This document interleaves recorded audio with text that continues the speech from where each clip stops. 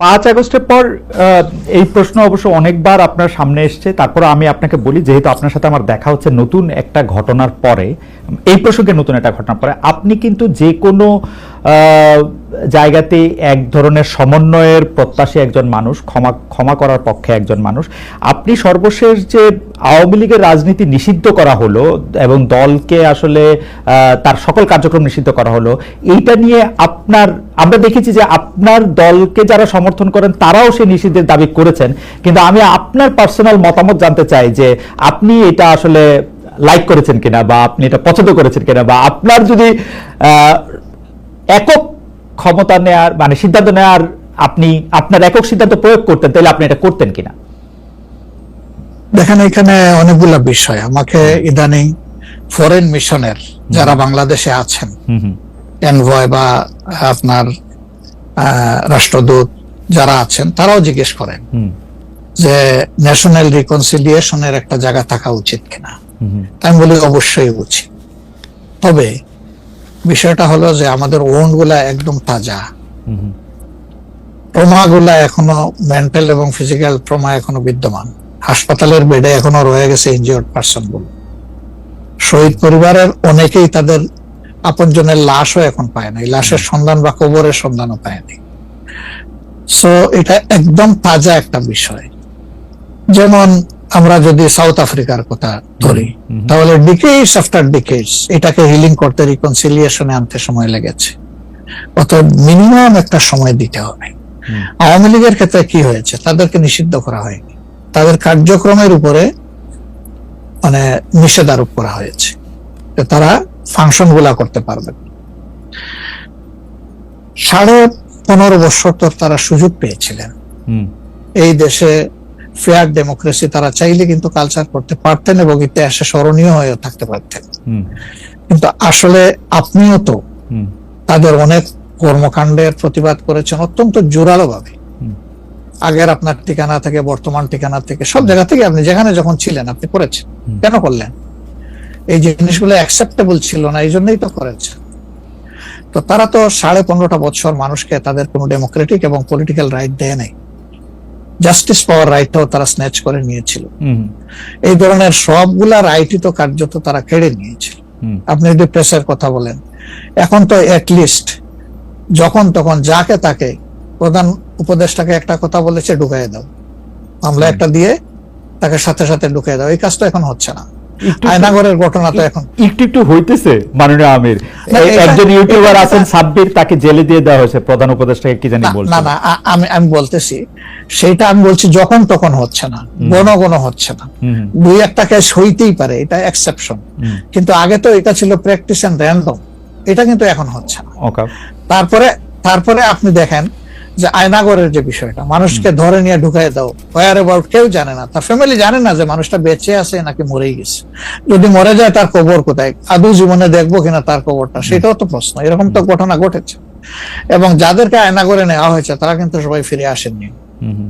তারা অনেকেই এখনো আমরা জানি না তারা কোথায় আছেন, আদৌ বেঁচে আছেন কিনা। তো এগুলা তো এখন হচ্ছে না। আর বায়বীয় মামলা যেটা বলা হয় সরকারের পক্ষ থেকে, এখন সরকারের পক্ষ থেকে সেরকম মামলা নেই। এখন মামলা হচ্ছে পলিটিক্যাল যারা বিভিন্ন পার্টি আছেন তারা। সেই ক্ষেত্রে এক এক দলের এক একটা দৃষ্টিভঙ্গি। আমাদের দৃষ্টিভঙ্গি হচ্ছে যে for fair justice, complaint of atrocity করেছেন যারা এটার পারপিটেটর, তাদেরকে ডিরেক্ট যারা আছেন তাদেরকে বাদ দিয়ে আমরা কোনো মামলায় কাউকে আসামি করিনি। এই জন্য আমাদের মামলায় শত কোনো আসামি নেই। অন্যান্য সংস্থার বা দলের বা অথরিটির থাকতে পারে। তো এই জিনিসগুলোর কিছুটা হলেও ডেভেলপমেন্ট হয়েছে, কিন্তু আরো অনেক হওয়ার প্রয়োজন আছে এবং সুযোগ আছে। এই ক্ষেত্রে আমি শুধু একটা লাইন করে একটু বোঝার জন্য, যে মানে আওয়ামী লীগ নিষিদ্ধ করা হয় নাই, আওয়ামী লীগের কার্যক্রম নিষিদ্ধ করা হয়েছে, দুইটার মধ্যে তফাৎ কি আসলে? মানে তারা মানে কি করতে পারবে আর কি করতে পারবে না, মানে একজন আওয়ামী লীগ কি করতে পারবে এখন? মানে আমার একটা আন্ডারস্ট্যান্ডিং আছে আওয়ামী লীগ নিষিদ্ধ, তা আপনি বলতেছেন যে দুইটার মধ্যে একটু তফাৎ আছে। তফাৎটা কি আসলে? দেখেন, নিষিদ্ধ তো আমাদেরও করা হয়েছিল, তাই না? এবং একবার না, আমাদের এই সংগঠনের জন্মের পরে দফায় দফায় আমাদেরকে নিষিদ্ধ করা হয়েছে। হুম হুম নিষিদ্ধ যখন কোনো সংগঠনকে করা হয়, তখন এই সংগঠনের ব্যক্তিরাও বিভিন্ন ধরনের সমস্যায় পড়ে যান, এর সাথে রিলেটেড ব্যক্তিরা। এমনকি তাদের স্বাভাবিক জীবনযাত্রাটাও তাদের পক্ষে চালায় নেওয়া সম্ভব হয়। তারা যদি সমাজের কোনো ক্রিমিনাল ব্যক্তি নাও হয়ে থাকে, তবুও তাদের উপরে সমস্যা আরোপ হয়েছে। কিন্তু যখন কার্যক্রম নিষিদ্ধ থাকবে, তখন ওই পলিটিক্যাল কার্যক্রম গুলা ছাড়া বাকি জীবনের সবই তো তারা করতে পারবে, করছে তো। আচ্ছা, তারা তো এই দেশ ছেড়ে সবাই তো আর চলে যাননি, সবাইকে জেলেও ঢুকানো হয়নি। এইটা একটু পরিষ্কার হয়েছে। জনাব যুদ্ধাপরাধের মামলায় জামাত নেতা এটিএম আজহারুল ইসলাম খালাস পাওয়ার পর আপনি একটি সংবাদ সম্মেলনে বলেছেন, জামায়াতে ইসলামী বা তার কোনো নেতাকর্মীর মাধ্যমে কেউ ক্ষতিগ্রস্ত হয়ে থাকলে তার কাছে নিঃশর্ত ক্ষমা চাই। এই ক্ষমা প্রার্থনায় কি ৭১ মুক্তিযুদ্ধের সময়টাও আছে কিনা সেটা সেদিন আপনি স্পষ্ট করেননি, আজকে এটা স্পষ্ট করবেন? মানে আপনি, অনেকেই প্রশ্ন করছেন যে জামায়াতের মাননীয় আমির ক্ষমা কিসের জন্য চাইলেন? মানে ৪৭-এর পর থেকে শুরু করে আজকে পর্যন্ত, শুধু ৭১ না, ৪৭-এর পর থেকে শুরু করে আজকে পর্যন্ত আমাদের দ্বারা যত মানুষ যত জায়গায় কষ্ট পেয়েছে, কেউ যদি ক্ষতিগ্রস্ত হয়ে থাকে, সেই মানুষগুলো, তাদের সকলের কাছে আমি বিনা শর্তে ক্ষমা চেয়েছি। কেন ক্ষমা চেয়েছি? আমরা মানুষ, ইন্ডিভিজুয়াল মানুষ যেমন ভুল করতে পারে, মানুষের সমষ্টি একটা দলেরও বিভিন্ন ভুল সিদ্ধান্ত থাকতে পারে। কোনটা ভুল কোনটা সঠিক ইতিহাস এটা নির্ধারণ করবে। আজকে যেটাকে ভুল বলা হচ্ছে, কালকে এটাই হয়তো সবচেয়ে বড় সঠিক হিসাবে প্রমাণিত হবে। আর ইতিহাসের পালাবদলে রাজনীতিতে সবাই জিতে না, কেউ জিতে কেউ হারে। আমরা আদর্শবাদী একটা দল, আমরা বিশ্বাস করি আমরা মানুষ ভুলের ঊর্ধ্বে নই। আমাদের দ্বারা, আমাদের সহকর্মীদের দ্বারা মানুষ বিভিন্ন ক্ষেত্রে কষ্ট পেতে পারে, ক্ষতিগ্রস্ত হতে পারে। আমি সব কিছুর জন্য কোনো শর্ত আরোপ না করেই মাপ চেয়েছি। ওকে, মানে ৪৭ এবং মাপ চাওয়ার মধ্যে কোনো পরাজয় নাই, অবশ্যই নাই। ৪৭ থেকে আজ পর্যন্ত যে কোনো কিছুর জন্য মানুষ আপনাদের কাছ থেকে যদি কোনো ধরনের আঘাত পেয়ে থাকে, তার জন্য আপনি দুঃখ প্রকাশ করেছেন বা ক্ষমা চেয়েছেন। এর ভিতরে সব ঢুকে গেছে, কোনো কিছু বাদ নাই। ওকে, এভরিথিং ইনক্লুডেড। আচ্ছা, এবং এটা আনকন্ডিশনাল, মানে অ্যাপোলজি দিয়ে আনকন্ডিশনাল পার্ডন সিক করেছে। এইটা কি ডক্টর শফিকুর রহমান, আমি আসলে যেহেতু আপনার সঙ্গে আমার মানে নানা সময় কথা বলার সৌভাগ্য হয়েছে, মানে পর্দার বাইরে পর্দার ভিতরে, সেটা আমি জানি বলেই আমি আমার প্রশ্নটা করছি যে আপনি যে ৭১টাকে এই ৪৭ থেকে আজ পর্যন্ত একসাথে বললেন, এর কি কোনো বিশেষ কারণ আছে নাকি? মানে না, কোনো বিশেষ কারণ নাই। আমার মানবিক মূল্যবোধের জায়গা এবং আমার দায়িত্বের জায়গা থেকে আমি বলেছি, অনুভূতির জায়গা থেকে, দায়িত্ব এবং অনুভূতির জায়গা, বিশেষ কোনো কারণ। আচ্ছা, আমি আবার ২-৩ দিনের ঘটনা একটু আসি। আমরা দুইটা ঘটনা আমরা দেখেছি যে আমাদের অনেককে ব্যথিত করেছে। একটা হচ্ছে লালমনিরহাটে একজন যিনি নরসুন্দর, তিনি এবং তার ছেলেকে খুব আয়োজন করে মারধর করা হচ্ছে এবং তাদেরকে টেনে নিয়ে পুলিশের কাছে নিয়ে যাওয়া হয়েছে। এবং আরেকজন যিনি ২০১৮ সালের ডিসেম্বরের রাতের ভোট বলে খ্যাত নির্বাচনের যে প্রধান নির্বাচন কমিশনার, তাকে আসলে খুবই অপমানজনকভাবে মানে থানায় নিয়ে যাওয়া হয়েছে এবং সেটা আবার ভিডিও করা হয়েছে। মানে আমি সাধারণভাবে যেটা বুঝি, আপনি আমাকে শাস্তি দিতে পারেন, আপনি আমাকে মৃত্যু দিতে পারেন, কিন্তু মানুষ হিসাবে আরেকটা মানুষকে অসম্মান করার অধিকার যে আমাদের নাই, এইটা কি মানে মানে নাকি এইটা আমাদের আছে কারণ তারা একটা খারাপ কাজ করেছিল, এরকম কি? মানে আমি জানি না, মানে অনেকে তার জি আপনি বলেন, আরেকজন খারাপ কাজ করেছেন বলে আমিও করব, এটা কোনো যুক্তি? আমি আরেকজনের খারাপে কষ্ট পেলাম, ক্ষতিগ্রস্ত হলাম, এখন আমি সেম অথবা ওয়ার্স দেন দিস আরো খারাপ কিছু করলাম তার সাথে, সেটা কি কোনো মানবিক আচরণ বলে গণ্য হবে? নিশ্চয়ই না। তবে দেখেন, আমরা এটাকে কখনো সমর্থন করি না, কিন্তু পরিবেশ, প্রেক্ষাপট, স্থান, কাল, পাত্র, মানুষ কোনো জিনিসকে যখন লাইক করে না, তখন প্রকাশ্যে হয় তার প্রতিবাদ করে, না হয় মনে মনে ঘৃণা করে, অথবা সে শক্তি থাকলে প্রতিরোধ করে। এই তিনটা স্টেজ থাকে, এটা হাদিসের ভাষা অনুযায়ী। এই অবস্থায় আমরাও তো ভিজিবল সেই রকম প্রটেস্ট অনেক ক্ষেত্রেই করতে পারি না, কিন্তু আমরা এগুলাকে মনের দিক থেকে সাপোর্ট তো করি না, আমরা বরঞ্চ মনে করি যে এগুলা আরেকটা অপরাধ, ডেফিনেটলি। সিইসি যিনি ছিলেন জি, তিনি তো একজন মানুষ, তিনি এই রাষ্ট্রের একজন সিভিল সার্ভেন্টও ছিলেন এবং উঁচু পর্যায়ে তিনি দায়িত্ব পালন করে তিনি রিটায়ার করেছেন। তিনি নিশ্চয়ই কাজ ভালো করেন নাই, অনেকগুলা খারাপ কাজ করেছেন। সেই সময়টা জনপ্রত্যাশার এগেনস্টে গিয়ে করেছেন। সত্য তথ্যের উপর না থেকে অসত্য তথ্য তিনি তার সংস্থা থেকে বলেছেন, সেগুলো সব খারাপ। তো তার জন্য তো আদালত আছে, কিন্তু আদালতে যাবেন, আমি তাদেরকে আদালতে নিয়ে যাই, আইনের আওতায় নিয়ে যাই, কিন্তু আইন আমার হাতে আমি তুলে নেবো কেন? এটা তো কোনো অবস্থায় আমরা সমর্থন করবো না। এই জন্য আপনার স্মরণ থাকার কথা, 5 তারিখ রাত্রেই আমরা ঘোষণা করেছি যে ব্যক্তিগতভাবে আমরা কারো উপর থেকে কোনো প্রতিশোধ নেব না এবং আমরা নেইনি। আমাদের 2-1টা ব্যতিক্রম ঘটনা ঘটেছে, আমরা তাদেরকে শাস্তি দিয়েছি, আমরা ছাড় দেই নাই কাউ। আমাদের এই ঘটনাগুলো র্যান্ডম না, ব্যাপক না, 2-1টা বিচ্ছিন্ন ঘটনা, আমরা কাউকে ছাড় দেই। আমরা যেহেতু আপনার সময় কম, আমরা দ্রুত একটা বিষয় থেকে আরেকটা বিষয়ে যেতে হচ্ছে। সম্প্রতি আপনি একটি ভাষণে বলেছেন, আমি এখানে ছোট্ট একটু অ্যাড করতে চাই। জি প্লিজ। এই যে মব, যেটাকে এখন মব বলা হচ্ছে, এর চাইতে কিন্তু আরো নিকৃষ্ট মব কিন্তু গত 15.5 বছর মানুষ প্রত্যক্ষ করেছে। ইভেন আপনাদের সাংবাদিকদের সাথে হয়েছে, আরো অনেকের সাথে, পলিটিশিয়ানদের সাথে তো এগুলা কোনো ডাল ভাত, কোনো ব্যাপারই ছিল না। সিভিল সোসাইটির মানুষের সাথে, শিক্ষকদের সাথে, ওইগুলা দিয়ে আমরা এটাকে জাস্টিফাই করতে চাই। হয়েছে বলেই আমরা সবাই মিলেই কিন্তু এগুলি প্রতিরোধ করেছি, প্রতিবাদ করেছি। আসলে যে যার জায়গা থেকে প্রচন্ড ভাবে প্রতিবাদ করেছে। আমার মনে আছে ডয়েচে ভেলেতে থাকতে আমি একবার শেখ হাসিনার নাম করে এতবার বলতেছিলাম যে কেন তিনি এটি করবেন, কেন তার এটি সমালোচনা করা যাবে না, এবং কেন তার এটা, মানে আমার মনে আছে যে মানে আমার সাংবাদিকতায় আমি কোনো সময় অ্যাক্টিভিজম করতে চাই না বা অ্যাক্টিভিজমের জায়গা থেকে, কিন্তু এইগুলির প্রতিবাদ আমরা সবাই মিলেই আসলে করেছিলাম, যে যার অবস্থান থেকে। এখন আমাদেরকে করতে হবে। এখনো যদি আমরা সেই জায়গার মধ্যেই থাকি এবং কেউ কেউ আমরা এটা বলি যে তারা করেছে সেজন্য এটা ঠিক আছে, সেইটার ব্যাপারে আপনার কাছে বিচার দিতে চাইছি। প্রশ্নই ওঠে না, এটাকে সাপোর্ট করা যাবে না।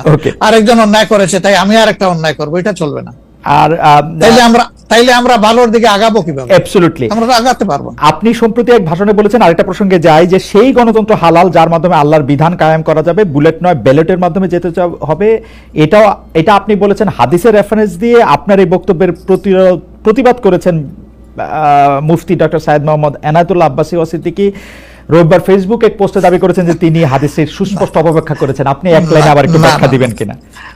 আমি হাদিসের দেই নাই, আমি বলেছি যে ডেমোক্রেটিক যে প্রসেসটা, এটা রাসূল করিম সাল্লাল্লাহু আলাইহি সাল্লামের পরে যারা রাষ্ট্র পরিচালনা করেছেন খোলাফায়ে রাশিদিন, তাদের সময় ছিল, এবং এটা বাস্তবতা আমরা সবাই জানি। হযরতে ওমর খুতবা দিতে দাঁড়াইছেন, সাধারণ মুসল্লি বলছে আমি আপনার খুতবা শুনবো না। কেন শুনবেন না? ওই যে আমরা কুশাগার থেকে কাপড় পাইলাম, আমার কাপড়ে লম্বা জামা হইলো না, আপনারটাই লম্বা জামা হইলো কেমনে? এই তো সেম কাপড় দেখতেছি। তখন তিনি তার ছেলে আব্দুল্লাহ ইবনে উমরকে বলেছিলেন, বাবা তুমি এবার জবাব দাও। তিনি দাঁড়াইয়া বললেন যে দেখেন, বাবা তো রাষ্ট্রের দায়িত্বশীল, তার সাথে বিভিন্ন বিদেশি প্রতিনিধি দল আসে, এই রাষ্ট্রের সম্মানে আমি বাবাকে বলেছিলাম যে বাবা আমাদের পোশাক 2 টুকরা করে কাটার দরকার নাই, আপনি অনুমতি দিলে আমি কুশাগারকে রিকোয়েস্ট করতে চাই যে আমাদের 2 পিস না কেটে দিয়ে দেওয়ার জন্য, সেটা দিয়ে আপনি জামা বানাবেন। তো আমার বাবা এবং আমার 2 পিস মিলে উনার 1 পিস হয়েছে, এবং তাই উনার জামা লম্বা। তো লোকটা বসে আল্লাহ শুকরিয়া আদায় করে বললেন যে খলিফাতুল মুসলিমিন, এবার আপনি আপনার খুতবা দেন, আমি শুনবো, মন ভরে শুনবো। তো এই দেখেন, এটাই তো বিউটি অফ ডেমোক্রেসি। ওই যে আপনি ফ্রিডম অফ এক্সপ্রেশন বললেন, এর চাইতে ভালো ফ্রিডম অফ এক্সপ্রেশন কোথায় পাবেন আপনি? আমি বলেছি যে না, গণতন্ত্র হচ্ছে এটা কোনো ইজম না, এটা আপনি নিজেও জানেন। গণতন্ত্র কোনো মতবাদ না, it's a way to establish your ism. আপনি যেটা চয়েস করেন, এটা ক্যাপিটালিজম হইতে পারে, সোশ্যালিজম হইতে পারে, কমিউনিজম হইতে পারে, এরকম যেটাই হোক সেটা আপনি করবেন, কিন্তু এটা একটা ওয়ে, এই বাহনের উপরে আপনি চড়ে যাবেন। সেটা যদি আল্লাহর দিন কায়েমের উদ্দেশ্যে হয়, তাহলে অবশ্যই এটা মুসলমানদের জন্য হারাম হওয়ার কথা না। এখন আমার কথার সাথে তো ডিফার করতেই পারেন, উনি একজন লার্নেড মানুষ, আমি তাকে রেসপেক্ট করি, এবং কারো ডিফারেন্সটাকেও আমি রেসপেক্ট করি, কারণ এটা না হলে তো আপনার ফ্রিডম অফ এক্সপ্রেশন থাকবে না, এবং মাল্টিকালচারাল সোসাইটিও বিল্ড আপ করা সম্ভব হবে না। আচ্ছা, অ্যাবসলিউটলি ফাইন। আচ্ছা, আপনি শুক্রবার একটা দলীয় কর্মসূচিতে বলছেন যে দিন কায়েমের চেষ্টা বা প্রচেষ্টা ঐচ্ছিক নয়, মুমিনের উপর ফরজ। আরবার আপনাদের দীর্ঘদিনের একটা স্লোগান হচ্ছে এরকম, আল্লাহর আইন চাই। এখন একটি নতুন প্রচারণা, মানে অনেক দলকেই মানে অনেক দলকেই ক্ষমতায় দেখাচ্ছে, মানে জামাত ইসলাম একটা নতুন প্রচারণা এরকম যে অনেক দলকেই ক্ষমতায় দেখা হয়েছে, জামাতকে একটিবার সুযোগ দেওয়া হোক, আপনারা যদি নির্বাচনে জিতে ক্ষমতায় যেতে পারেন তাহলে কি বর্তমান ব্যবস্থা পাল্টে কোরআন সুন্নাহ ভিত্তিক শাসন বা শরিয়া আইন শরিয়া ব্যবস্থা চালু করবেন? আসলে দেখেন, কোরআন সুন্নাহ ভিত্তিক মানে অনুশাসন যেটা, এটার ব্যাপারে সমাজের পারসেপশনের বিভিন্নতা আছে, ভিন্নতা আছে। আমাদের বাংলাদেশের যে সংবিধান আছে, এই সংবিধানের অনেকগুলা আর্টিকেল, অনেকগুলা ধারা উপধারা কোরআনের সেন্সের সাথে পুরোপুরি মিলে যায়, এটার সাথে কোনো ডিফারেন্স নাই। আবার কিছু কিছু ধারা আছে সেখানে কনফ্লিক্ট, কন্ট্রাডিকশন আছে। ওরকম পরিবেশ পরিস্থিতি যখন আসবে, জনগণের প্রত্যাশার আলোকে এটা মানে সবার সাথে ইন্টারেক্টিভ হয়ে সবাইকে সাথে নিয়েই ইনশাআল্লাহ ভালো জিনিসগুলোকে আমরা ইনপুট দেবো আল্লাহ চাই। তবে এটাও মনে রাখার বিষয় যে কোরআনী শাসন হঠাৎ করে আল্লাহ তাআলা এস্টাবলিশের হুকুম দেন নাই। It was a gradual process. For example মাদক কিন্তু দুনিয়ার কেউ কিন্তু এটাকে অ্যাপ্রুভাল দেয় না, বাট এটার প্র্যাকটিস সব জায়গায় আছে, এটা বাস্তবতা। তো সেই মদ যখন হারাম ঘোষণা করা হয়, নিষিদ্ধ করা হয়, তখন কিন্তু 3 পর্যায়ে গিয়ে চূড়ান্ত ভাবে এটা নিষিদ্ধ করা হয়েছিল। তো এটা গ্রাজুয়াল একটা প্রসেস। আপনি একটা ক্রাইম থেকে, দীর্ঘদিনের প্র্যাকটিস থেকে মানুষকে সরাবেন, আল্লাহ তাআলার সেই বিধানকে অনুসরণ করেই আমরা আগাবো ইনশাআল্লাহ। 5 আগস্টের পর থেকে বিএনপির পক্ষ থেকে যেহেতু জাতীয় নির্বাচনের দাবি জানানো হয়েছিল, এটা নিয়ে অনেক তাদেরকে রঙ্গব্যঙ্গ করা হয়েছে। জামায়াতে ইসলামী মাঝামাঝি থেকে ফেব্রুয়ারি ইলেকশনের কথা বলেছে, রোজার পরেও ইলেকশনের কথা বলেছে, রোজার আগেও ইলেকশনের কথা বলেছে, কিন্তু আমরা দেখতে পাচ্ছি জামায়াতে ইসলামী 300 আসনে প্রার্থী ঘোষণা করে ফেলেছে। আপনারা যদি পরে কোনো রাজনৈতিক জোট করেন বা পরে যদি কোনো ধরনের রাজনৈতিক সমঝোতার মাধ্যমে জাতীয় সরকারের একটা আবহ তৈরি হয়, তাহলে কি হবে? আপনারা এখনই জোট ঘোষণা করে ফেলেছেন, সেটা কেমন হলো? আলহামদুলিল্লাহ, এটা আমাদের সাথে যাদের ইন্টারেকশন আছে তারা সবাই জানেন। আমরা বলেছি যে এটা আমাদের অফিসিয়াল ঘোষণা না, এটা হলো প্রাথমিক সিলেকশন, এবং সমস্ত আমাদের নমিনি যারা হবেন তাদেরকে সেম মেসেজ দেওয়া হয়েছে যে জাতীয় বৃহত্তর স্বার্থে যে কোনো সময় যে কোনো পরিবর্তন যে কোনো আসনে আসতে পারে। আমাদের সংগঠন এটার জন্য পূর্ণ প্রস্তুত। প্রয়োজনে আমার থেকেই পরীক্ষা শুরু হবে, কোনো অসুবিধা নেই। আপনার কাছে ছোট একটি পরীক্ষা, সেটা আপনার পরীক্ষা না, আপনার কাছে একটি ছোট পরীক্ষা। আপনি কুষ্টিয়া 3 সদর আসনে জামাত ইসলামের এমপি প্রার্থী হিসেবে ঘোষণা করা হয়েছে জনপ্রিয় ইসলামী বক্তা জনাব আমির হামজাকে, কিন্তু এদিকে আবার জামাতি ইসলামীর শুরা সদস্য জনাব ফরাজ হোসেন রয়েছেন, তার নামও জোরে সোরে শোনা যাচ্ছে। অনেকে বলছেন যে তৃণমূল জামায়াত আসলে পছন্দ করে নাই হঠাৎ করে এরকম একজনকে মনোনয়ন দেওয়া। এই বিষয়টাকে আসলে আপনি কিভাবে দেখেন? শুধু জনপ্রিয়তা না, নট দ্যাট। আমরা যখন কোনো জায়গায় নমিনি সিলেকশন করি তখন 2টা জিনিস আমরা বিবেচনায় নেই। একটা হলো যে এই নমিনির ব্যাপারে স্থানীয় সংগঠনের যারা নেতাকর্মী আছেন তাদের দৃষ্টিভঙ্গি কি, 2 নম্বর হচ্ছে জনগণের দৃষ্টিভঙ্গি কি। এই 2টা বিষয়কে আমরা বিবেচনায় নিয়েই প্রার্থী সিলেকশন করি। এবং এটা যেগুলা শুনতেছেন, অনেক সময় আমাদেরকে অতি ভালোবাসেন যারা, ওই যে আপনি একবার আমাকে জিজ্ঞেস করলেন যে আপনাদের ব্যাপারে এত বিরোধিতা করে কেন, আমি বলছিলাম যে তারা অত ভালোবাসে তো অনেক বেশি, এই জন্য আমাদেরকে নিয়ে কসলাইতে হবে। জনাব আমির হামজার বিরুদ্ধে যে দুটি বক্তব্য বেশি সামনে আসছে, তিনি একবার বলেছিলেন যে তার 14 গোষ্ঠী সবাই আওয়ামী লীগ করেন। 2 নম্বর হচ্ছে যে এই জুন মাসেও জনাব আমির হামজা নিজ এলাকায় মোটরসাইকেল শোডাউন করেছেন, যেই শোডাউনের রাজনীতি অ্যাপারেন্টলি আপনারা উৎসাহ দেন না, কিন্তু তাকে এটি করতে দেখা যাচ্ছে। হ্যাঁ, আমরা তার দৃষ্টি আকর্ষণ করেছি। ওকে, আমরা এই ব্যাপারে দৃষ্টি আকর্ষণ করেছি যে পাবলিক ইনকনভিনিয়েন্স হয় এমন কোনো কাজ আমরা করব না, যত দূর সম্ভব এটা আমরা অ্যাভয়েড করে চলবো। এটা আচ্ছা, আমরা আরেকটা প্রসঙ্গে আসি যে লন্ডনে ডক্টর মোহাম্মদ ইউনূস এবং জনাব তারেক রহমানের বৈঠকের পর যৌথ বিবৃতির প্রসঙ্গে জামায়াতে ইসলামী একটা শক্ত অবস্থান নিয়েছে। তারা বলেছে যে বৈঠককে তারা স্বাগত জানিয়েছেন, কিন্তু যৌথ বিবৃতিটা তারা পছন্দ করেন নাই। এই কারণে জাতীয় ঐক্যমত্য কমিশনে তাদের অংশগ্রহণও তারা একদিনের জন্য বয়কট করেছেন, মানে আপনারা বয়কট করেছেন। পরে আবার ডক্টর মোহাম্মদ ইউনূস আপনাকে ফোন করেন এবং সেই টেলিফোনের পরে আপনি ডক্টর মোহাম্মদ ইউনূস টেলিফোনে কি বলেছিলেন আপনাকে, সেটাকে আমাদের একটু বলা যাবে? না, উনি আসলে সেখানকার পরিবেশটাই তুলে ধরেছেন সামগ্রিকভাবে যে কেন উনি এটা করতে গেলেন। আমাদের কনসার্নের জায়গা ছিল যে তিনি নির্বাচনের একটা টাইম লাইন, ডেট না, একটা টাইম লাইন ঘোষণা করেছিলেন যে এইটা 1st of April কোন একটা সময়ে নির্বাচন অনুষ্ঠিত হবে এবং নির্বাচন কমিশন সেই ব্যাপারে তারিখ নির্ধারণ করে তারা শিডিউল দেবে।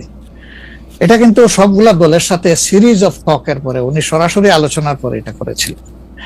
এরপরে তিনি লন্ডনে গিয়েছেন। তারেক রহমান সাহেব যেহেতু দেশে নেই এবং তিনি কার্যত বিএনপির এখন হইলেন নির্বাহী প্রধান, হুম, হুম, ভারপ্রাপ্ত চেয়ারম্যান। তো তার সাথে একটা বৈঠক হওয়াই উচিত, হইতেই পারে, এটা তো ভালো, এটা খারাপ কি? রাজনীতিতে ডায়ালগই তো উত্তম সমাধান। হুম, এবং বিএনপির কিছু কনসার্ন ছিল, তার সাথে আলোচনার মাধ্যমে সেটা যদি দূর হয়, এটা তো ভালো, জাতীয় জীবনের জন্য ভালো, জাতীয় রাজনীতির জন্য ভালো। কিন্তু যেটা সকল দলের সাথে আলোচনা করে তিনি একটা টাইম লাইন দিলেন, শুধুমাত্র একটা দলের সাথে আলোচনা করে সেটা থেকে এইভাবে তার প্রকাশ্যে ঘোষণা দেওয়া, যদিও তিনি ডেফিনেটলি বলেন নাই যে রমজানের আগেই হবে, হুম, তিনি বলেছেন যদি এই জিনিস ফুলফিল করা যায় তাইলে সেটা আগেও চিন্তা করা যেতে পারে, কিন্তু সেটা ভালো হতো।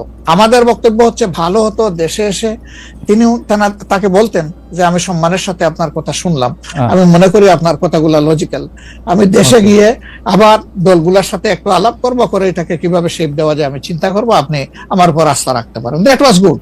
কিন্তু এটা না করে সেখানে এটা ঘোষণা দেওয়াটাকে আমরা সঠিক মনে করি নাই। আমরা মনে করি যে ক্ষমতার ভারসাম্য একদিকে হেলে গিয়েছে এবং জাতি একটা রং মেসেজ পেয়েছে, এই জন্য আমরা আমাদের এই পর্যায়ে এটা আমার একটা প্রশ্ন, আপনার কাছে কি মনে হয় পরবর্তী জাতীয় সংসদ নির্বাচন আসলে কোন দিন কোন মাসে হবে? আমি ঠিক এটা জানি না, তবে আমি মনে করি যে এটা এপ্রিল পাড়ি দেবে না কোনো অবস্থায়।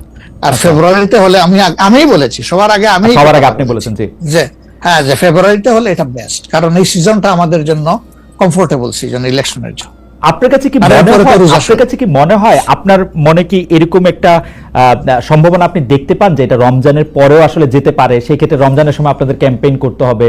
বেশিরভাগ সময় আমরা দেখি যে রমজানের সময় ধর্মপ্রাণ মুসলমানদের অনেকেই আসলে দুনিয়াবি কোনো জিনিসের মধ্যে থাকতে চান না, সেই ক্ষেত্রে ভোটের মানে এখনো কি? আমার মনে হয় যে রমজানে তো আমরা সব ধরনের সব কাজই তো করি, কাজ তো আমরা বাদ দিই না কোনো, রাইট?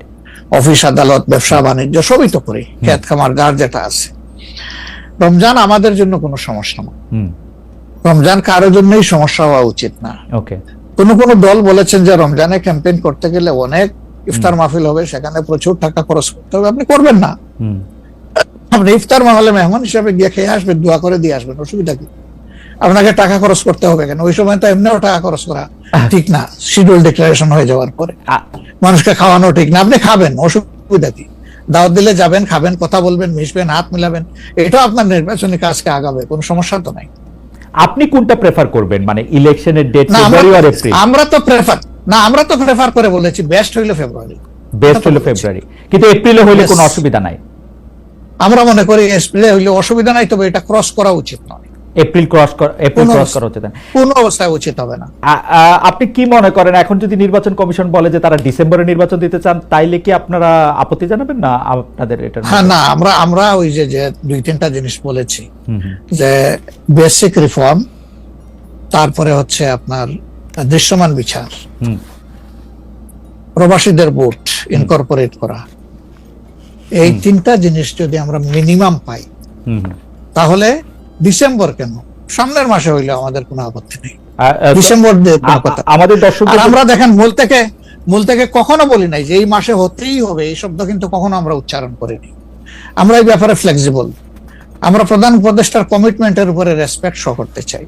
উনি বলেছিলেন ডিসেম্বর এই বছর অথবা আগামী বছরের জুনের মাঝখানে যে কোনো সময় তিনি নির্বাচন দিবেন। তা আমরা দেখতে চাই যে তিনি তার কথার উপরে আছেন। তবে এটাও ঠিক যে মে জুন এগুলা কিন্তু ইলেকশনের জন্য কোনো ফেভারেবল টাইম না। ইভেন এপ্রিলটাও একটু কষ্ট হবে, এই ব্যাপারে বলার অপেক্ষা রাখে না। ফেব্রুয়ারির চাইতে এপ্রিলে কিন্তু একটু কষ্ট বেশি হবে। আপনাকে যেহেতু মানে একটু তাড়াতাড়ি, সেজন্য আমাদের শেষ প্রসঙ্গ সেটা হচ্ছে বিএনপির সাথে জামায়াতে ইসলামের সম্পর্ক। আমরা দেখেছি যে আপনি এবং আপনাদের দলের নায়েবে আমির, তারা দুজনেই বিএনপির চেয়ারপারসন এবং ভারপ্রাপ্ত চেয়ারপারসন যারা লন্ডনে ছিলেন তাদের সাথে দেখা করেছেন। দেখা করার পরে আমরা রাজনীতিতে একটা ইতিবাচক সুবাতাস দেখেছিলাম। আপনি এসে ফেব্রুয়ারিতে ইলেকশনের কথা বলেছিলেন। এখন আবার ব্যাপারটা আসলে কোন জায়গায়, মানে জামায়াতে ইসলামী বিএনপি কি পরস্পর মুখোমুখি অবস্থায় আছে? তাদের মধ্যে কি আবার একটা সদ্ভাব, মানে আসলে অবস্থাটা কি এখন? আসলে সমস্যাটা আমাদের না। আপনারা এই ক্ষেত্রে কি তালেবান মডেলটা ফলো করবেন, যে আপনারা নারীদের কম কাজ করার ক্ষেত্রে উৎসাহিত করবেন, যে নারীরা কম কাজ না করুক? কারণ মানে এই প্রশ্নটা আপনাকে বলা একটা বিরক্তি, কারণ আপনি স্পষ্ট বলেছেন যে আপনি আসলে ওটা ওদের পছন্দ করেন নাই, ওদের সিস্টেমটা। না, আমি বলি এটা আমার মনে হচ্ছে যে ইমারাতের আফগানিস্তান সম্পর্কে এটা একটা ভুল বার্তা। হুম, তারা কিন্তু নারী দৃষ্টিভঙ্গিগত ভাবে তারা কিন্তু নারীর কর্মসংস্থানের বিরোধী না। তারা হলো সৌদি বা আরব বিশ্বের যে মডেলটা আছে এই ক্ষেত্রে হুম, তারা সেটা ফলো করতে চাচ্ছে, যে আরব বিশ্বে কিন্তু ব্যাপকভাবে নারী শিক্ষার আয়োজন আছে এবং উন্নত আয়োজন, ব্যবস্থাপনা, সব সুন্দর ব্যবস্থাপনার মাধ্যমেই তারা সেটা করতে চাচ্ছে। তো আমি সেই জায়গাটাতে আমার কথা সেটাই, যে বাংলাদেশেও আমরা নারীদের আমরা জন্য যদি সব বিষয়ে শায়ক এখানে যদি আমরা অ্যাপেল টু অ্যাপেল তুলনা করি, যেমন সৌদি আরবে একজন নারী কিন্তু কাজ করতে পারে, একইভাবে আফগানিস্তানে কি একজন নারী কাজ করতে পারে? সৌদি আরবে একজন নারী গাড়ি ড্রাইভ করতে পারে, আফগানিস্তানেও কি একজন নারী গাড়ি ড্রাইভ আফগানিস্তানে করতে তো পারে? এখনো হ্যাঁ হ্যাঁ সেখানে সৌদি আরবে drive কি করতে পারে নারীরা, সৌদি আরবে কি যারা নারীরা আফগানিস্তানে ড্রাইভ করে, আমি নিজেই দেখেছি। জি নারীরা সেখানে ড্রাইভ করছে, নারীরা মার্কেটিং করছে, তাদের আলাদা মার্কেট আছে, আলাদা সেখানে মার্কেট, তারা ব্যবসা বাণিজ্য মার্কেটটা আলাদা, হ্যাঁ। সেখানে বিক্রেতাও নারী। হ্যাঁ এরকম মার্কেট তারা প্রতিষ্ঠা করেছে। আবার কমন মার্কেটেও নারীদের কেনাকাটা সবকিছু স্বাভাবিক। মানে একটা আরব বিশ্ব বলতে আমরা যদি এখন সৌদি আরব বা মিশর বা তিন জায়গা থেকে যদি আমরা উদাহরণ নেই, ইরানে একটা নারীর যেরকম অধিকার, আফগানিস্তানেও নারীদের সেরকমই অধিকার আছে। হ্যাঁ আচ্ছা, অধিকারটা ঠিকই আছে, শুধু শিক্ষার ক্ষেত্রে তারা এখনো পর্যন্ত কোনো ভালো সন্তোষজনক ব্যবস্থা তারা করতে পারে।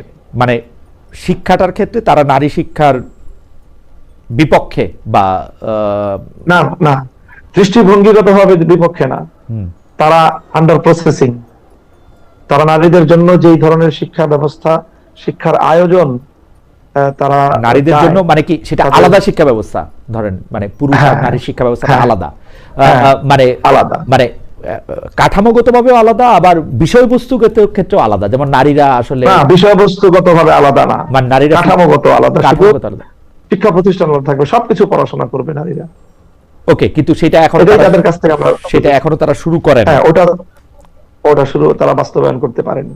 ওকে, সরকারি প্রাথমিক স্কুলে সঙ্গীত ও শারীরিক শিক্ষা বিষয়ে শিক্ষক নিয়োগের সিদ্ধান্ত নেয়ার পরে আবার বলা যায় আপনাদের আপত্তি, আপনাদের হুঁশিয়ারের মুখে সরকার এই নিয়োগ উদ্যোগ বাতিল করেছে।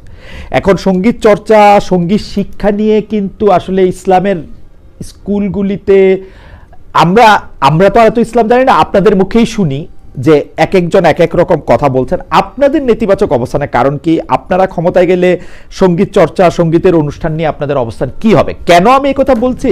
কারণ আমি কিন্তু সৌদি আরবে কনসার্ট হতে দেখছি, আরব বিভিন্ন শিল্পীদের দুনিয়া মাতাতে দেখছি।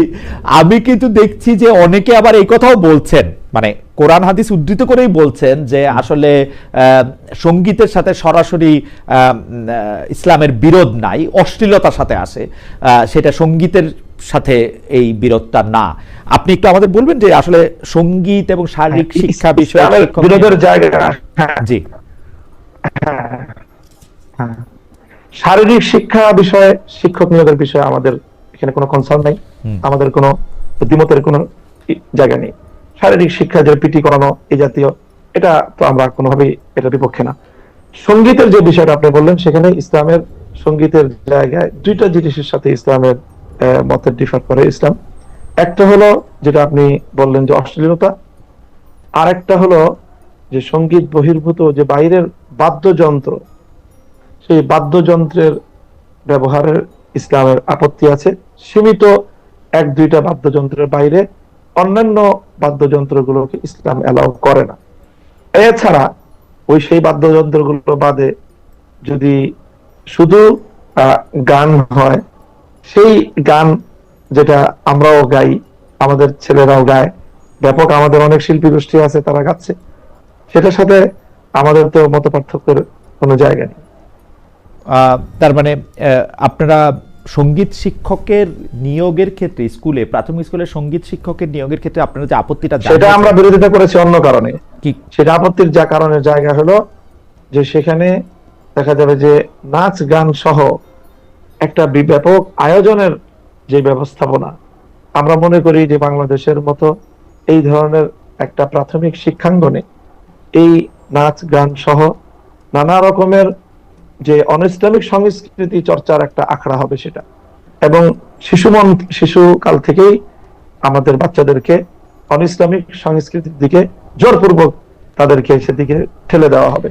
এই অধিকার রাষ্ট্রের নাই যে একটা বাচ্চাকে অনইসলামিক সংস্কৃতির দিকে তাকে ঠেলে দিবে।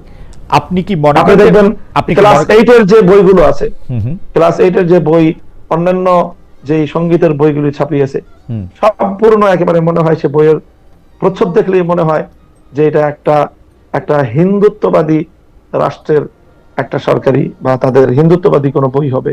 সেখানে বিভিন্ন মূর্তির, তাদের যে উপাস্য, তার ছবি টবি ইত্যাদি এগুলো দিয়ে তারপরে সেই আপনার সঙ্গীতের বই রচনা করা হয়েছে। আপনি কি মনে করেন সেই জায়গাটা থেকে আমাদের কনসার্ন? আপনি মনে করেন যে বাংলাদেশে ইসলামী সংস্কৃতি বা যেই সংস্কৃতি ইসলাম আসলে পারমিট করে না, বা আপনার মনে করেন যে ইসলামের সংস্কৃতিও তো নানা ধরনের নানা ব্যাখ্যা আছে, সেই সংস্কৃতি বাংলাদেশে থাকতে পারবে না, ওরকম আপনি মনে করেন? আমি মনে করি যে যেগুলো নিয়ে মত পার্থক্য আছে সেটা নিয়ে আমি রাষ্ট্রের উপর সেগুলো আমি চাপাতে চাই না। আমার সাথে হয়তো যারা সুন্নি বা যারা আমরা মনে করি আমাদেরকে যারা দেওবন্দি বলে, সুন্নি আছে, আহলে হাদিস আছে, বিভিন্ন স্কুল অফ থট আমরা ফলো করি, সম্মিলিত সকলের ঐক্যমতের যে জায়গাগুলো আছে সেই জায়গাগুলো বাংলাদেশে মুসলিমের সভ্যতার উপর, মুসলিম ঐতিহ্যের উপর সম্মিলিত এবং ঐক্যমতের কোন ঐতিহ্যের উপর আঘাত এটা করতে দেওয়া যাবে না। মানে মুশকিলটা কি যে তাহলে তো আমাদের মানে আমার মুশকিলটা আমাকে যে ধরেন যে এইটা তো যখন কিছু কিছু বিষয়ে আমরা এরকম একমত শুনি, যেমন ধরেন ফেসবুকে আমরা যে বিভিন্ন বিষয়ে আলোচনায় অংশগ্রহণ করতেছি, মতামত দিতেছি, গালাগালি করতেছি, একজন আরেকজনকে কাফের বলতেছি, আমি আলেম সমাজের কথাই বলতেছি, তারা কাফের বলতেছি, আমরা ওয়াজের ময়দানে কোন ভারতীয়, আমি নাম ভুলে গেলাম, ভারতীয় একজন নায়িকার কথা আমরা বলতেছি, পরে আবার এটাতে ফেরত আসতেছি, আমরা বিভিন্ন ধরনের রসিকতা করতেছি, আদির অসত্য কথা বলতেছি, ওগুলি বন্ধ করার ব্যাপারে তো আপনাদের একটা কড়া অবস্থানকে আমরা আসলে দেখি। না এটা খালেদ ভাই আপনি ভুল বললেন। আমি মনে করি যে এই সকল বিষয়ে সবচেয়ে যাদেরই এই ধরনের স্লিপিং হয় বা যাদেরই এই ধরনের ভুল হয়, সেই বিষয়ে আমাদের অঙ্গন থেকে সবচেয়ে বেশি প্রতিবাদ হয় এবং সেটাকে এবং আমাদের চাপের কাছেই আপনি যেটা বললেন না যে আবার ভুল স্বীকার করলো, এই ভুল স্বীকার কিন্তু আমাদের অঙ্গন থেকে এই জাতীয় ভুলের প্রতিবাদের কারণেই ভুল স্বীকারটা করা হয়। আচ্ছা, মানে আপনাদের সেই প্রতিবাদটা আমরা আসলে খুব প্রকাশ্যে দেখি না, কারণ আমরা দেখি কি যে ধরেন একজন বক্তা তিনি এত এত এত এত নিষ্ঠুরভাবে এত মানে আরেকটা গোষ্ঠীকে এমনভাবে আক্রমণ করতেছেন যে আসলে ধরা যাক, আপনি এগুলো আসলে খুব ভালো করেই জানেন যে ধরেন যে 12ই রবিউল আউয়াল আসলে পালন করা হবে কি হবে না, মিলাদুন নবী থাকবে কি থাকবে না, এগুলি ক্ষেত্রে তো একটা গোষ্ঠীগত জায়গা থেকে আরেকটা গোষ্ঠীকে এমন ভাবে আক্রমণ করা হয় যে মানে আমাদের আসলে মানে প্রথমেই বলে নেওয়া হয় যে উমুক হচ্ছে কাফের এবং উনিও একজন আলেম। এখন আমরা কোন দিকে যাব আসলে? না কোন দিকে যাব আপনি যেভাবে অসহায়ত্ব প্রকাশ করতেছেন বিষয়টা এমন না।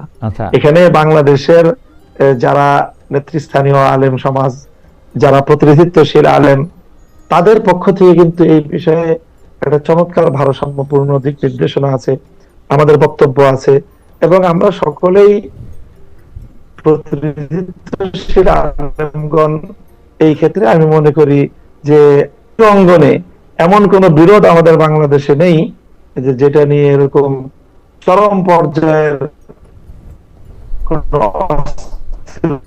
তৈরি হয়। তার একান্তই দুর্বল, তাদের ভুল বলবো। আচ্ছা, আমি একটা বিষয় শুধু আপনার একটু দিক নির্দেশনা চাই শিক্ষক হিসেবে, সেটা হচ্ছে যে আপনি কি মনে করেন যে একটা ইসলামী জলসায় আরেকটা ধর্মকে আক্রমণ করে বা ওই ধর্মের বিভিন্ন সাংস্কৃতিক চর্চাকে আক্রমণ করে কথা বলা কি উচিত আসলে, বা এটা কি ঠিক আছে? আপনি কি মনে করেন? এখানে আমি বলি একটা হলো কম্পারেটিভ রিলিজিয়াস ডিসকাশন, এটা একটা তো গুরুত্বপূর্ণ আলোচনা। এটা তো আলোচনা করতেই হবে। আমি আমার ধর্মকে শ্রেষ্ঠ জ্ঞান করি, আমার ধর্ম কেন শ্রেষ্ঠ, তো সেটা তো আমাকে প্রমাণের আলোকে, যুক্তির আলোকে মানুষকে বলতে হবে। হ্যাঁ, সেটা বলতে গিয়ে অবশ্যই ইসলামের যে নির্দেশনা আছে সেক্ষেত্রে অন্যদের সম্মানের প্রতি লক্ষ্য রাখা, অন্য ধর্মের বিরুদ্ধে কটাক্ষ না করা, সেই মূলনীতিগুলো তো আমাকে অবশ্যই অনুসরণ করতে হবে। সেটা যদি কেউ অনুসরণ না করে তাহলে তো সে ইসলামের নির্দেশনায় সে অনুসরণ করলো না, তার বক্তব্য ইসলামী হলো কিভাবে? সাহেব, কম্পারেটিভ রিলিজিয়াস ডিসকাশনের কথা আপনি বলতেছেন, আপনি যখন ওয়াজের মাঠে 2 লাখ মানুষের সামনে কথা বলেন, আপনার মনে কি কখনো এই সন্দেহ হয় যে এদের কেউ কেউ আসলে ইসলাম ধর্মের চেয়ে অন্য ধর্মের প্রতি বেশি ঝুঁকে যাচ্ছে, সেই জন্য আপনার কম্পারেটিভ রিলিজিয়ানটা আনতে হবে আমার ধর্মটাকে সর্বশ্রেষ্ঠ করার জন্য, বলার জন্য? না, আমার ধর্মের অনেক বিধান আছে, যে বিধানের শ্রেষ্ঠত্বের ব্যাপারে এখানে অধিকাংশ অনেক মানুষেরই তাদের ধারণা নেই, যার কারণে তারা ধর্মের অনেক আসপেক্টকে তারা ঠিক সেইভাবে ধারণ করে। প্রিয় দর্শক, আসসালামু আলাইকুম, সবাইকে আজকের ভিডিওতে স্বাগতম। তো আজকের এই ভিডিওটি শেষ পর্যন্ত দেখলেন। আপনার মূল্যবান মতামত অবশ্যই কমেন্ট বক্সে জানাবেন। আপনার মূল্যবান মতামত যদি আপনি কমেন্ট বক্সে জানান, তাহলে আপনার ওই মূল্যবান মতামতটি আরেকজন অডিয়েন্স এসে পড়বে, সে কিন্তু রাজনীতি সম্পর্কে অনেক কিছু জানতে পারবে, অনেক কিছু শিখতে পারবে। অতএব আপনার উচিত আমাদের এই কমেন্ট বক্সে একটি কমেন্ট করা। এর পরিপ্রেক্ষিতে আরও একটি উপকার আছে, সেটি হচ্ছে আপনার ওই কমেন্টের ভিতরে যদি কোনো ভুল থাকে, আপনার চিন্তাভাবনায় যদি কোনো প্রকার ভুল থাকে, তাহলে সেই ভুলটি কিন্তু ধরিয়ে দিতে পারবে, আপনি কিন্তু শুধরে যেতে পারবেন। এখন আপনি বলতে পারেন যে আমি কমেন্ট কেন ভুল করব, আমার চিন্তাভাবনার ভিতরে কেন ভুল থাকবে? মানুষ বলতেই ভুল, চিন্তাভাবনার ভিতর ভুল থাকতেই পারে, এটা অস্বাভাবিক কিছু না। এরপরও যদি আপনার কাছে মনে হয় যে আপনি কোনো প্রকার ভুলের ভিতর নাই, তাহলে সরি, তাহলে আমাদেরই ভুল হয়েছে এই কথাটি বলার জন্য। প্রিয় দর্শক, বাংলাদেশের রাজনীতিটাকে আমরা পরিবর্তন করতে চাই, বাংলাদেশের রাজনীতিতে ভালো কিছু আনতে চাই, বাংলাদেশের রাজনীতিতে শান্তি ফিরিয়ে আনতে চাই। এই বাংলাদেশের রাজনীতিতে যদি শান্তি ফিরিয়ে আনতে চাই, তাহলে আমাদের যেটি করতে হবে সেটি হচ্ছে আমাদের নিজেদেরকে রাজপথে নেমে রাজনীতি করতে হবে, এবং ভালো মানুষ যারা আছে, সে যে দলের হোক না কেন, ভালো একজন মানুষ তাকে সিলেক্ট করতে হবে এবং তাকে পিছন থেকে সাপোর্ট দিতে হবে। সে রাজনীতির মাঠে যেন শক্তভাবে অবস্থান করতে পারে, সেই শক্তিটা আমাদের সাধারণ মানুষের তৈরি করে দিতে হবে। অসৎ মানুষদের সামনে দাঁড়িয়ে যেন চোখে চোখ রেখে কথা বলতে পারে, সেরকম একটা অবস্থান তাকে করে দিতে হবে। যদি এরকম একটি অবস্থান, এরকম একজন ভালো মানুষকে আমরা করে দিতে পারি, যে চোখ পাল্টে দিবে না, যে চাঁদাবাজি করবে না, দখলবাজি করবে না, নেশাদ্রব্য বিক্রি করবে না, এমন একজন লোককে যদি আমরা নেতৃত্বের আসনে বসাতে পারি, নেতৃত্বের জায়গায় বসাতে পারি, নেতা হিসেবে মেনে নিতে পারি, নেতা হিসেবে পিছন থেকে সাপোর্ট দিতে পারি, তাহলেই কিন্তু আমাদের এই দেশটি সুন্দর হবে, উন্নয়ন হবে, এবং পরবর্তী প্রজন্ম খুব সুন্দর একটি দেশ পাবে, তারা খুব সুন্দর একটি রাজনৈতিক প্ল্যাটফর্ম পাবে। প্রিয় দর্শক, যাই হোক, আজকের মতো এখানেই শেষ করলাম। আবার দেখা হবে নতুন কোনো ভিডিওতে। সেই পর্যন্ত ভালো থাকবেন, সুস্থ থাকবেন। যারা যারা এখনও আমাদের এই চ্যানেলটিকে সাবস্ক্রাইব না করছেন, একটি সাবস্ক্রাইব করে দিবেন, যাতে করে পরবর্তী ভিডিও আপলোড করার সাথে সাথে আপনার কাছে একটি নোটিফিকেশন চলে যায়, আপনি সবার আগে আমাদের এই ভিডিওটি দেখতে পারবেন। প্রিয় দর্শক, ভালো থাকবেন, সুস্থ থাকবেন। আল্লাহ হাফেজ।